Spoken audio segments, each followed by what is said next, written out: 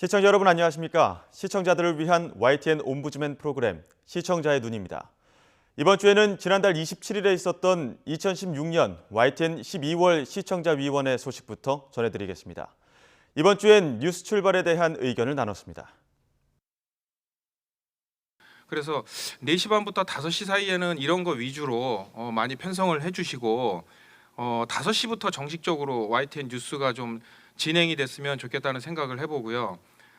예를 들어서 타 방송을 보니까 뉴스에 대한 그 본격적인 뉴스가 6시부터 진행이 되더라고요. 보니까 SBS나 MBC도 그렇고 그래서 6시부터 1부, 2부 이렇게 진행이 되는데 저희 YTN은 4시 30분부터 진행이 되니까 너무 이르다는 생각이 들어서 시간을 사실 우리나라 사람들이 좀 이 숫자에 조금 이제 민감하잖아요. 뭐 일자라든가 이자보다는 일자를 좋아하고 또 신선함을 좋아하는데 저희가 4시 30분부터 1부를 시작했을 때 2부 타임에 예를 들어서 6시에 기상을 일어나신 분들이 딱 뉴스를 틀었는데 2부라고 생각이 되면 저 같으면은 1부를 하고 있는 타 방송을 시청할 수 있을 것 같아요.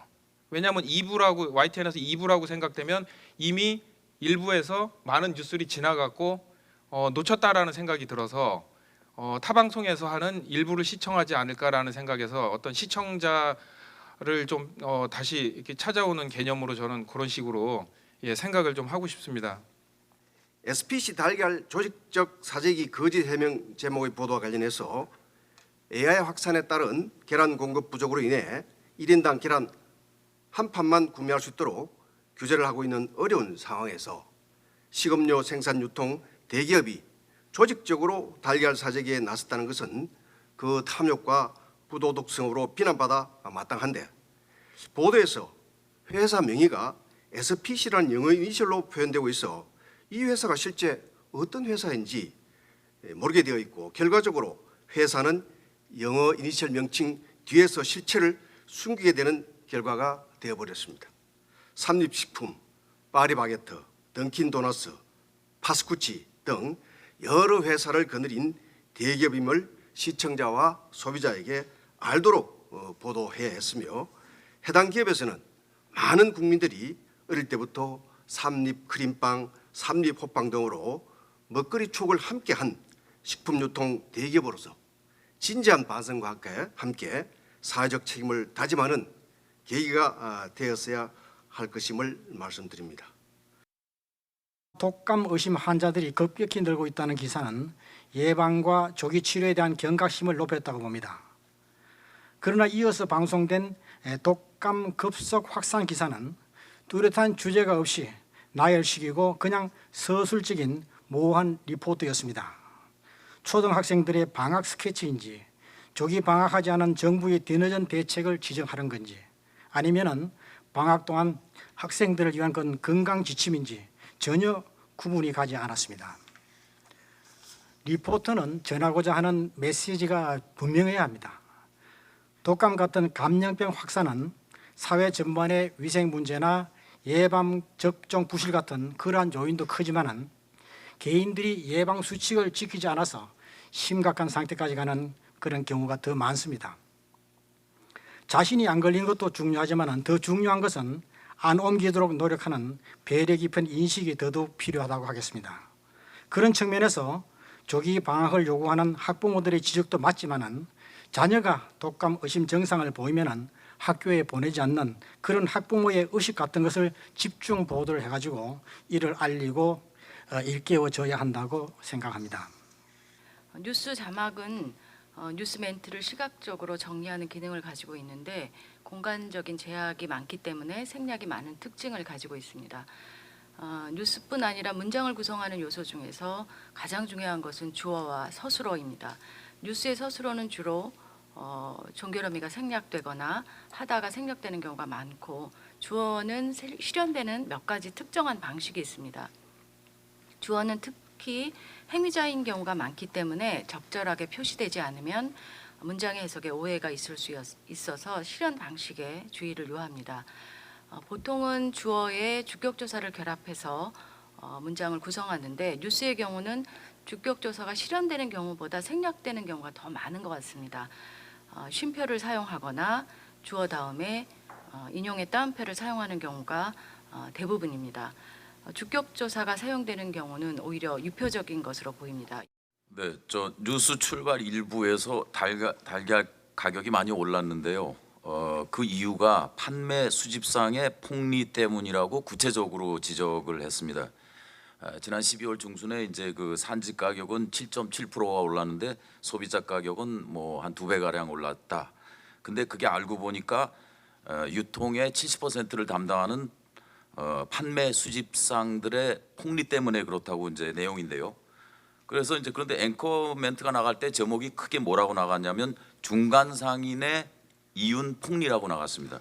그리고 리포트 내용에도 상단에 계속해서 중간 상인 이윤 폭리라고 제목이 나갔습니다. 근데 내용은 중간상이긴 하지만 구체적으로 판매 수집상이 문제라고 꼭 집어서 얘기했거든요. 그렇게 따지면 중간상 하면 도매상, 소매상 다 들어갑니다.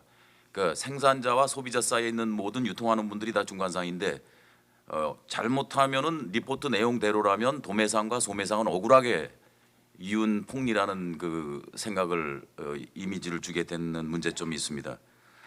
그래서 조금 더 자세하게 자막을 거기에 맞춰서 썼으면 어떨까 하는 생각을 좀 해봤습니다. 그리고 이 리포트가 인용한 그 통계의 소스, 그 한국농수산물 유통공사는 2012년도인가 해서 아마 농수산식품유통공사로 이름이 바뀐 걸로 알고 있는데 그 자막은 그대로 나간 것 같습니다.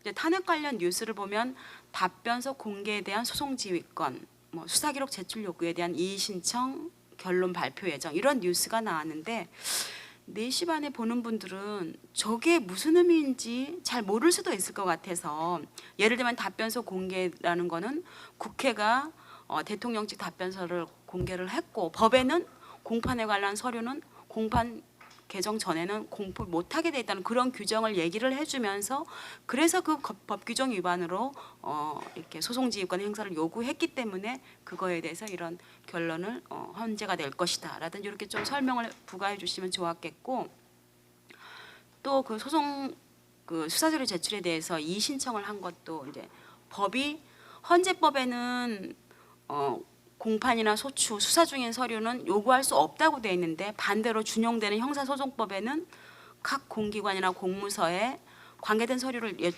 제출 요구할 수 있다고 돼 있기 때문에 이 규정이 서로 외관적으로만 보면 서로 모순되는 것처럼 보입니다. 따라서 이거에 대해서 이 신청에 대해서 어떤 결론을 내릴지 궁금하다. 이렇게 멘트를 해주시면 국민들도 이 헌재가 어떻게 결론 내릴까 참 궁금하다고 해서 다시 이 뉴스를 계속 보려고 하지 않을까. 그래서 좀 호기심을 유발하는 그런 차원에서도 배경 지식을 좀 설명을 해주시면 참 좋았겠다 이런 생각이 들었습니다.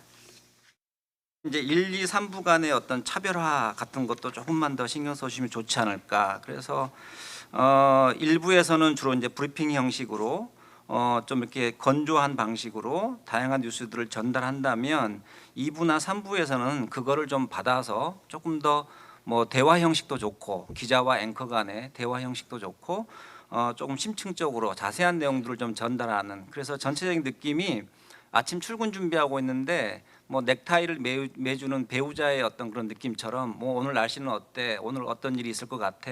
또는 어젯밤에까지 뭐 무슨 일이 있었어? 이런 어떤 느낌을 주는 좀 부드러운 대화형 형식의 그런 어떤 뉴스 브리핑도 괜찮지 않을까라는 생각을 좀 해봤고요. 그다음에 2부의 좋은 뉴스 같은 거는 보고 있으니까 되게 훈훈해지더라고요. 그래서 굉장히 아침부터 좀 기분 좋게 만들어주는 좋은 선택이 아닌가라는 생각을 했습니다. 내용적인 측면에서 조금 아쉬운 부분은 국회 대정부 질문들이 있는데 이게 이제 우리 언론사들이 가지는 오래된 관행 같은 건데 되게 뭐 그 정부 인사들이나 총리나 그다음에 이제 질문을 하는 국회의원들 간의 어떤 신경전, 날선 공방 공격과 방어 이런 모습을 주로 보여주는 것 같아요. 그래서 근데 저는 오히려 시청자들에게 그런 모습보다는 실제 국회의원들이 정부의 사업이나 또 정부의 최근에 어떤 행하는 여러 가지 활동들 또 정책들 이것들이 어떻게 진행되고 있는지를 조금 자세하게 설명해 주는 게 취지에 맞지 않는가라는 생각을 해봤습니다.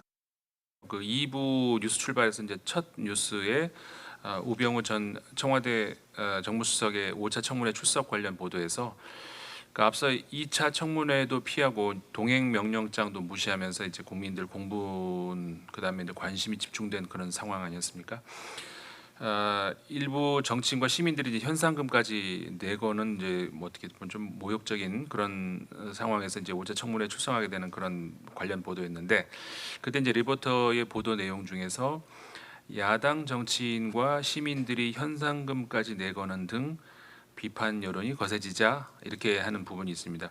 근데 이제 그 당시 현상금을 내걸었던 정치는 야당뿐 아니라 여당에서도 있었습니다. 그래서 그 현상금 내용이 보는 사람에 따라서는 정치인들이 앞서서 정치를 희화화한다는 그런 비판이 있을 수도 있고 아니면 반대로 정치인들이 적극적으로 시민들의 요구에 동참한다는 긍정적인 평가도 있을 수가 있는데 긍정적이든 부정적이든 간에 어쨌든 간에 그 한쪽 그러니까 야당 정치인만 참여했다라고 하는 그 보도에 대해서는 불만이 나올 수도 있지 않을까 그런 생각을 했습니다. 그래서 사소한 내용이지만 사실관계를 좀 더 정확하게 보도할 필요가 있었다 이런 생각이 들고요. 그 뉴스 출발 1부는 박석원 그리고 안규령 앵커가 진행하고 2부와 3부는 그 나연수 김민호 앵커가 진행하는데 그 일부 아이템과 구성이 바뀌었으면 굳이 억지로 하나로 엮을 필요가 있나 하는 생각이 듭니다. 다른 2부부터는 다른 타이틀로 해서 별도의 프로그램으로 제작하는 것이 어떤가 하는 생각을 갖습니다. 또 이날 그 일부 보도의 경우에 있어서는 지난밤 뉴스와 중복되거나 심지어 그 재탕되는 경우가 있어서 속보성을 자랑하는 YTN의 명성에 조금 아쉬움이 남지 않나 하는 생각이 듭니다.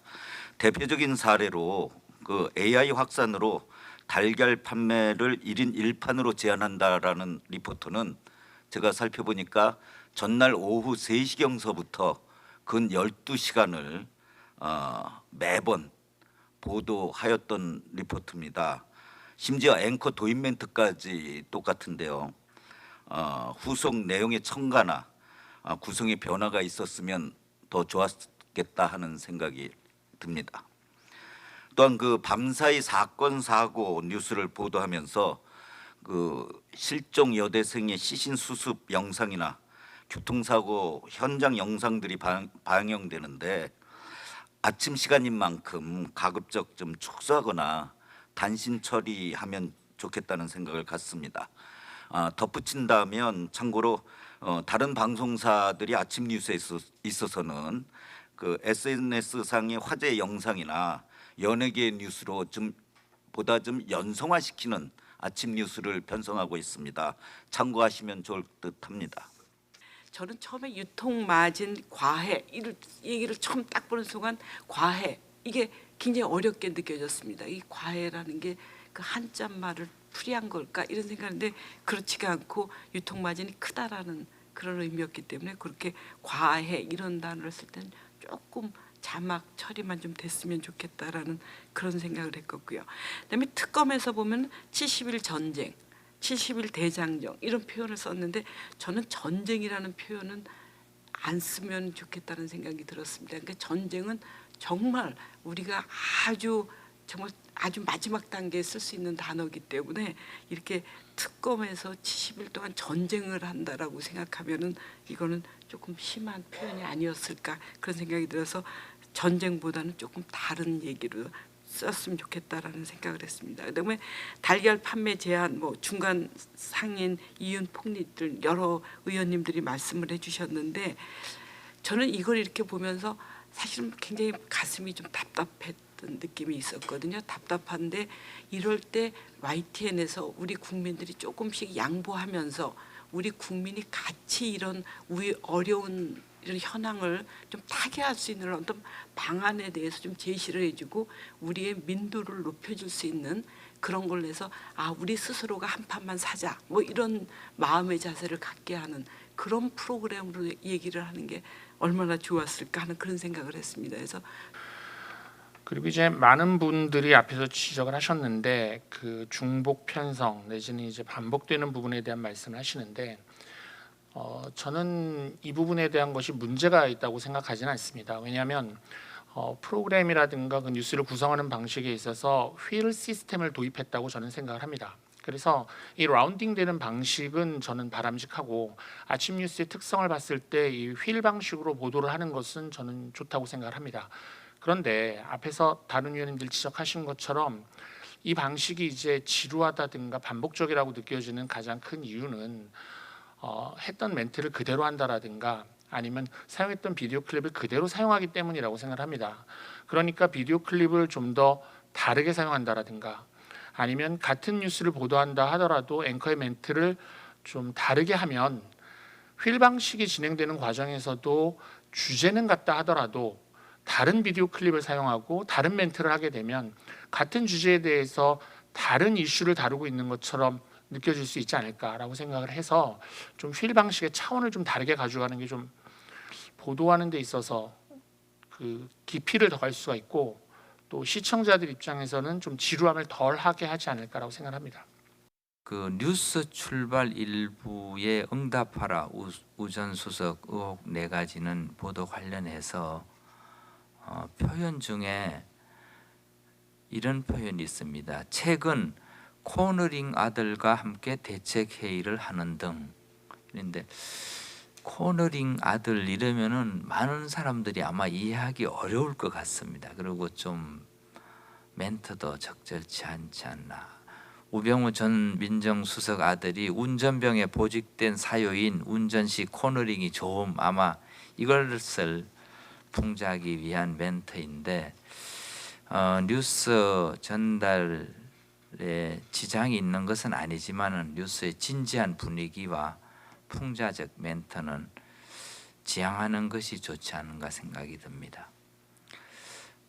또 다음으로 좀 힘들겠지만 좀 보완했으면 하는 사항은 새누리당 비주류 탈당 보도와 관련해서 새누리당 주류 국민의당 대표는 발언 영상이 나옵니다. 근데 더불어민주당 추미애 대표는 아마 구하기 어려워서 그렇든지 영상 없이 자막 화면으로 내용을 소개하는데 또 가능하면은 좀 확보해서 균형 있게 다루면은 더 좋겠다는 생각이 들었습니다.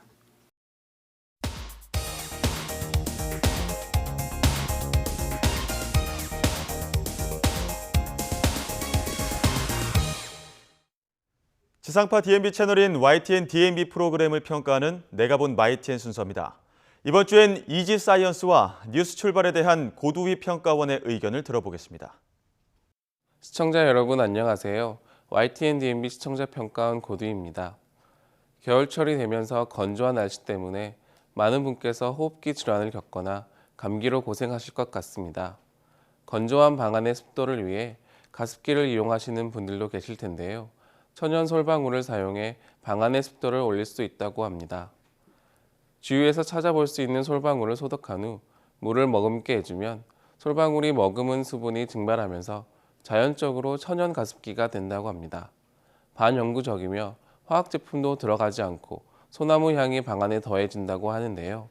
수분을 흡수하고 배출할 수 있는 솔방울의 특성을 활용한 유용한 사례라 할 수 있습니다. 사람들은 늘 쉽게 볼 수 있는 식물에 대해 큰 의미를 두지 않는 경우가 많습니다. 식물은 스스로 움직일 수도 없고 한자리에서 자라 생명을 마감하기 때문에 수동적인 생물이라고 생각하기도 하는데요. 하지만 이지사이언스의 뿌리와 잎의 기능, 식충식물, 기능성 식물 편을 통해 식물에 대한 기본적인 정보와 상식의 뜰을 깨는 재미있는 내용을 확인할 수 있었습니다.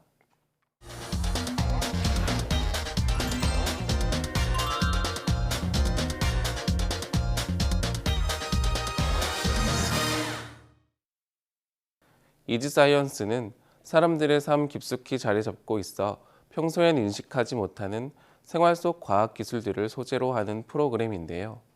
어려운 과학이 아닌 과학 속에 담긴 다양한 이야기를 재미있게 풀어내 과학에 친근하게 접할 수 있도록 구성하고 있습니다.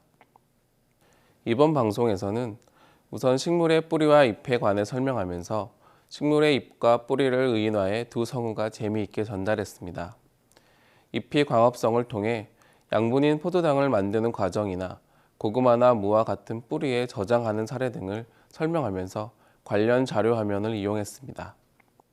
이뿐만 아니라 나뭇잎이 자연환경에 적응하기 위해 선인장의 가시처럼 변화한다는 내용이나 뿌리로 전달되는 빛으로 식물의 성장 등을 관리하면서 뿌리가 식물의 두뇌 역할을 한다는 내용은 식물에 대한 상식의 폭을 넓혀주는 내용이라고 생각되는데요.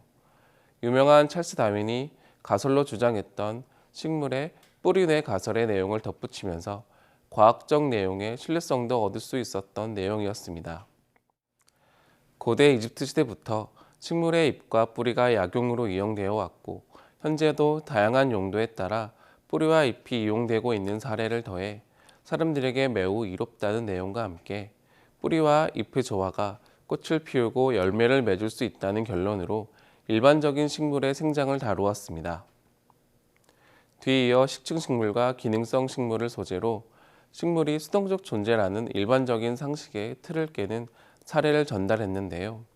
곤충 등의 작은 동물을 잡아 소화시켜 양분 일부를 얻는 식충식물은 끈끈이형, 개폐형, 주머니형 등 곤충을 사냥하는 방법에 따라 구분해 설명해 주었고 움직이지 못하는 식물이 움직이는 동물을 잡아먹는다라는 상식을 확장시킬 수 있는 내용이었습니다. 식충식물들이 사냥감을 사냥하는 사례들을 자세하게 덧붙인 것은 시청자들의 이해를 돕기 위한 좋은 장치였다고 생각됩니다.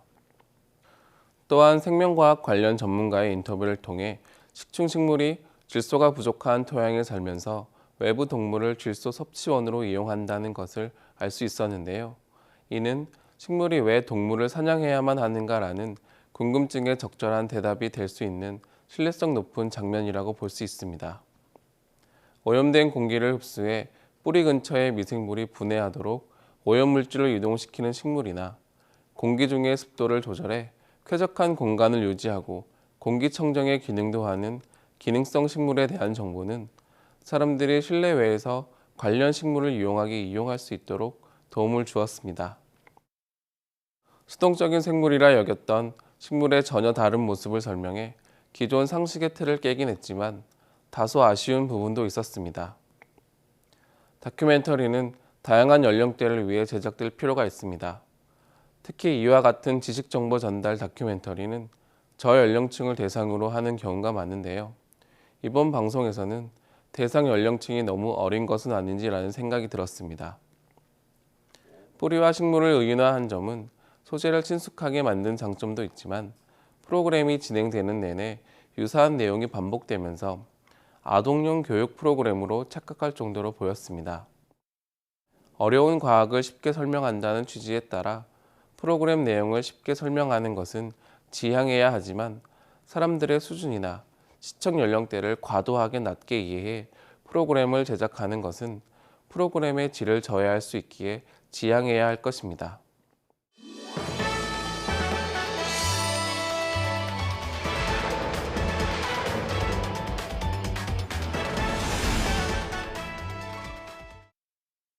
새로운 감염병은 그동안 우리 사회에서 많은 불안과 공포를 가져오곤 했습니다. 더군다나 감염병의 등장이 예상되었음에도 매번 겪게 되는 비슷한 결과로 국민의 신뢰도가 문제시되고 있는데요. 최근에는 조류 인플루엔자가 빠르게 확산되면서 우리나라의 가금류가 약 2,500만 마리 이상 살처분되는 결과를 가져왔습니다. 언론은 조류 인플루엔자와 같은 빠른 감염성을 가지고 있는 감염병에 대한 정보를 빠르게 국민에게 전달해야 하는 의무가 있는데요. YTN에서도 조류 인플루엔자 AI에 대한 보도가 이루어졌습니다. AIPA 확산으로 산란계 가금류의 살처분 숫자가 2,500만 마리를 넘어섰고 10마리 중 7마리 이상은 닭이라는 내용도 함께 전달됐는데요. 다만 살처분되는 가금류의 통계 도표 등의 추가적인 장치 없이 앵커의 내용 설명과 자료 화면으로만 진행된 부분은 조금 아쉬웠습니다. 또한 AI의 확산이 전국적으로 급속하게 진행되고 있는 만큼 확산 양상을 지도 위에 표시해 시청자들에게 명확한 정보를 전달했다면 관련 지역을 방문하지 않는다던가 지역 거주자는 더욱 조심할 수 있도록 조류 인플루엔자에 대한 예방 행동에도 영향을 줄 수 있을 것으로 생각됩니다. 조류 인플루엔자는 우리나라 사람들이 좋아하는 닭과 아주 밀접한 감염병입니다. 그리하여 AI의 빠른 확산에 대한 막연한 불안감이 식생활에도 큰 영향을 끼치고 있는데요. 닭과 오리의 소비가 큰 폭으로 떨어졌다는 보도는 AI에 대한 국민들의 현재 인식을 알 수 있는 내용이었습니다. 또한 2,500만 마리 이상의 산란계의 가금류가 살처분되면서 달걀의 수급은 내려가고 달걀의 가격이 큰 폭으로 오른 상태라고 합니다. 반면 육계 가금류는 조류 인플루엔자의 피해가 없어 반대로 가격이 내려갔다고 합니다. 이러한 소비 심리를 해소하기 위해 닭과 오리고기를 먹는 날을 지정하는 등 정책적인 움직임에 대한 보도가 이루어졌는데요. 이는 내수 활성화를 위해 중요한 부분일 것입니다. 이 뉴스에서 또 주목해야 할 점은 농촌진흥청장의 조류 인플루엔자 바이러스 사멸에 대한 내용인데요. 끓는 물에 3초만 끓이면 100% 바이러스가 사멸된다고 전달하면서 닭과 오리에 대한 안정성을 강조했습니다. 하지만 이러한 인터뷰 내용 이외에 바이러스 연구소에서 직접 실험하는 모습과 결과를 함께 덧붙였다면 국민의 불안감을 훨씬 더 감소시킬 수 있지 않았을까 생각됩니다. 또한 시장에서 물건을 구입하는 소비자들을 인터뷰해 조류 인플루엔자에 대한 막연한 불안감의 정도를 확인하고 불안감을 해소할 방안을 실제 전문가 인터뷰를 통해 덧붙였다면 조류 인플루엔자로 인해 발생할 수 있는 소비 위축 등의 추가적인 피해를 완화할 수 있지 않았을까 생각됩니다. 많은 국민은 조류 인플루엔자 등의 감염병에 대한 많은 정보를 원하지만 객관성이나 신뢰성이 담보되지 않은 정보는 오히려 해가 될 수 있습니다. 전문가의 의견과 실제 임상 시험의 결과, 경과 등을 모두 고려하여 조류 인플루엔자에 대한 정확한 정보의 제공이 필요한 시기입니다. 시청자의 눈은 시청자 여러분의 참여를 기다리고 있습니다. YTN 홈페이지 시청자 의견 코너에 글을 남겨주시면 좀 더 정확하고 공정한 방송을 만드는 데 참고하겠습니다. 이번 주 순서는 여기서 마치겠습니다. 고맙습니다.